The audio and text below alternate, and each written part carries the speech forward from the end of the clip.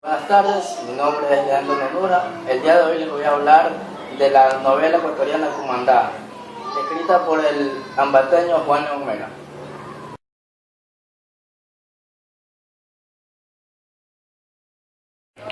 Juan León Mera nació en Ambato el 28 de junio de 1832 y falleció en la ciudad el 13 de diciembre de 1894. Su padre, Pedro Antonio Mera Gómez, era comerciante y su madre, Josefa Martínez Vázquez, crió sola a su hijo, debido a que su esposo la abandonó durante su embarazo. Su infancia fue humilde y en sus primeros años de vida residió en la finca de Los Molinos, ubicada en Ambato, cerca del sector de Atocha. Para poder mantener a la familia, su abuela materna alquilaba esta finca a su hermano Pablo Vázquez, que era un activista político que luchaba contra las políticas de Juan José Flores.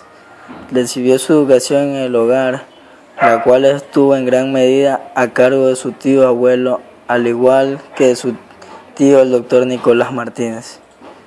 A los 20 años de edad viajó a Quito para recibir clases de pintura con el afamado artista pictórico Antonio Salas, donde aprendió el manejo del óleo y las acuarelas. A los 33 años, junto con Antonio Neumann, compusieron el himno nacional del Ecuador.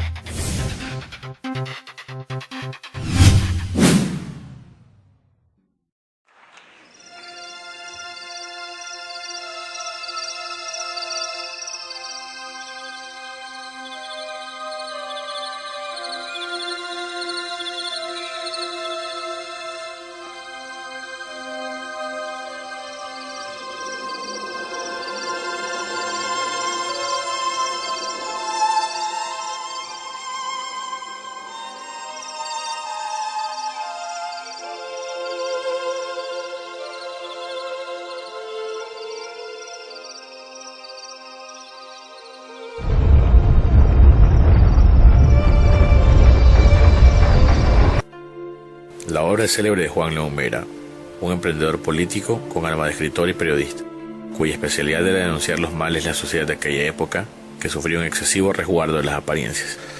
Juan León Mera corresponde al movimiento romántico de su época, que ven a ser dos grandes vertientes.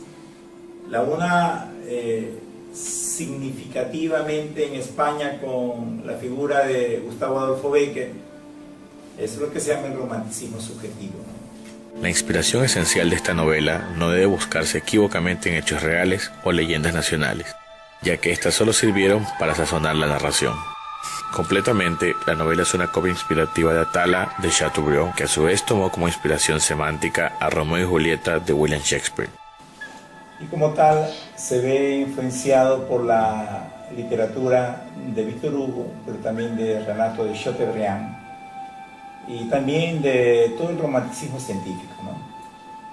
En realidad, él se apoya en la obra de Renato de Chateaubriand, Atala René, el último abencerraje, y en algunas obras también de autores de la época, ¿no? Lo mismo fue en el caso del himno nacional, ¿no? Si bien es cierto que es sorprendente que fuera presentada la Real Academia de la Lengua como inédita, puede haber sido un plagio, más que haber solo tomado inspiración de otros escritos.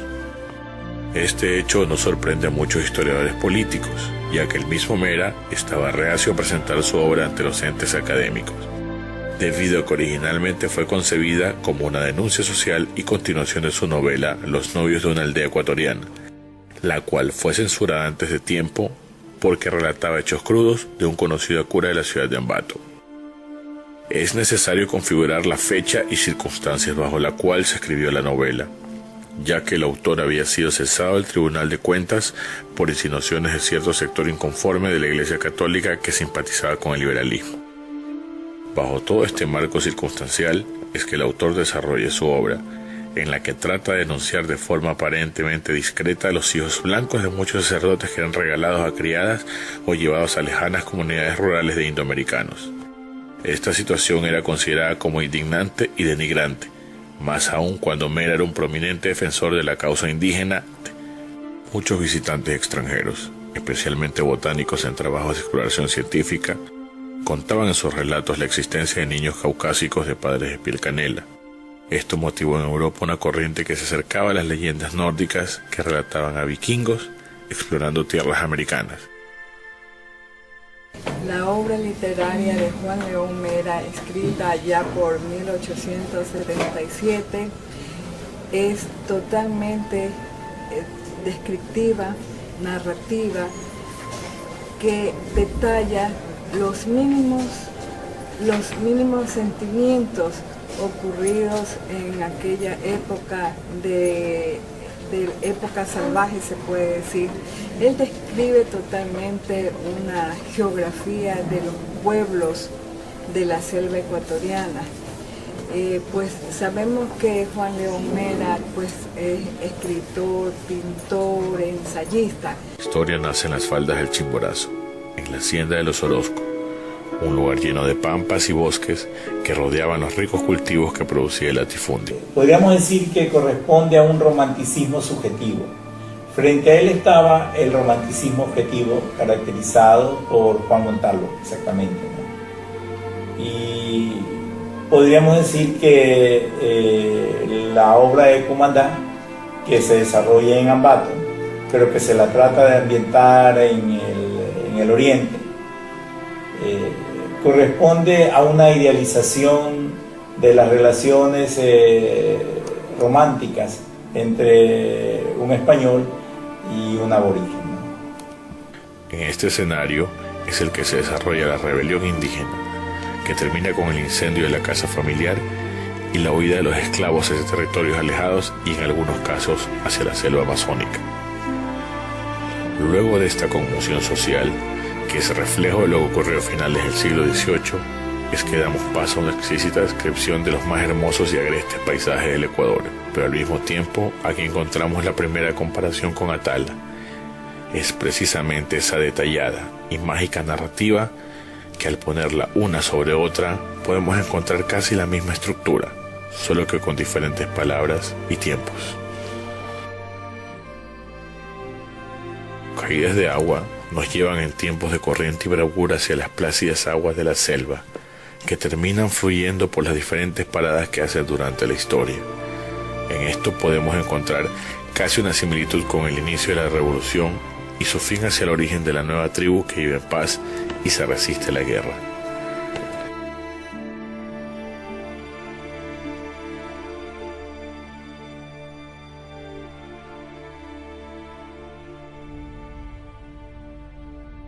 Resumen de la obra Cumandá.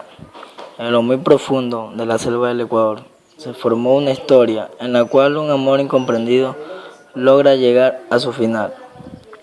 Todo empieza cuando un hacendado pierde a su familia en un incendio en el año de 1790, salvando únicamente a su hijo Carlos, llevándolo a buscar un refugio en Jesús. Llega a un internado para curas. Pasado algún tiempo en este virginal entretazo del oriente, catequizaba a los indios el señor Domingo Orozco. En tanto su hijo, ya joven, pasaba por la selva conociendo toda su belleza.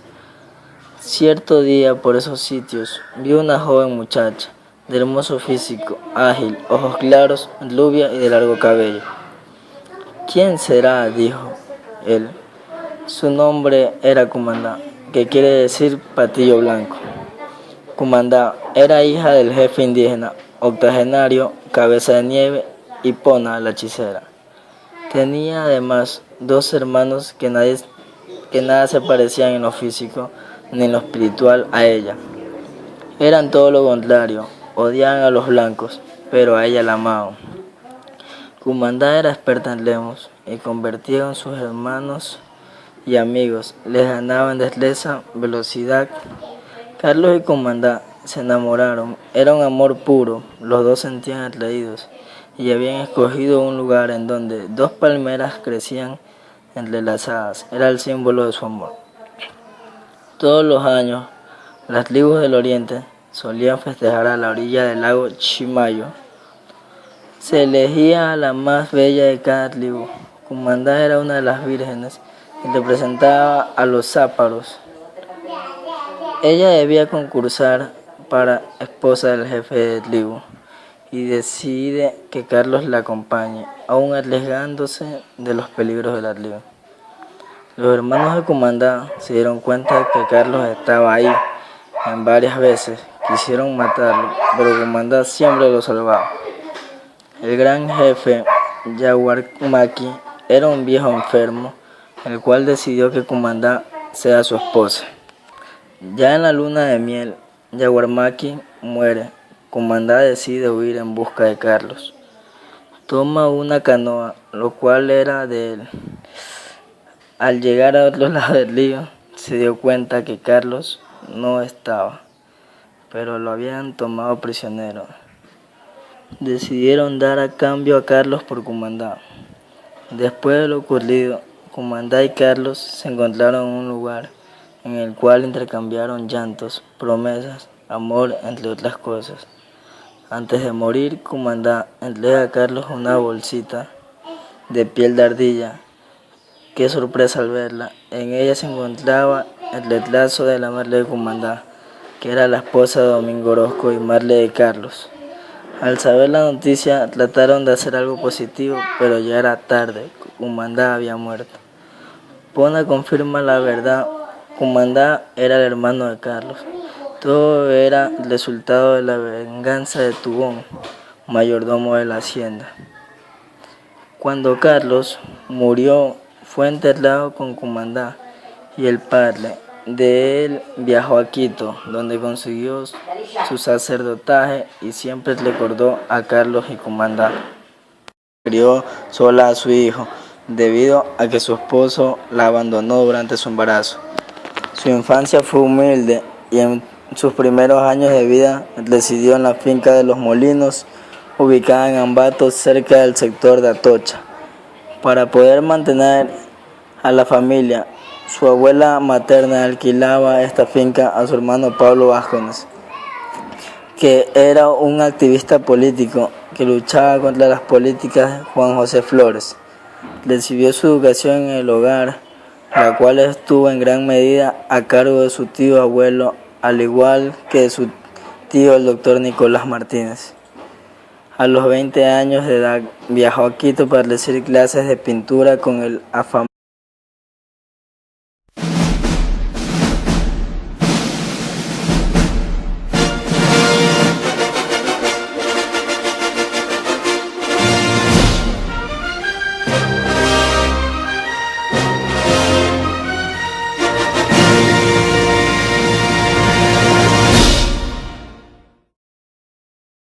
el ambateño Juan León Mera.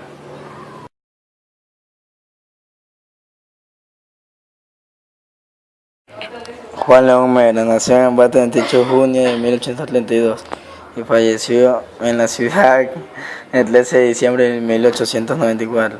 Su padre, Pedro Antonio Mera Gómez, era comerciante y su madre, Josefa Martínez Vázquez,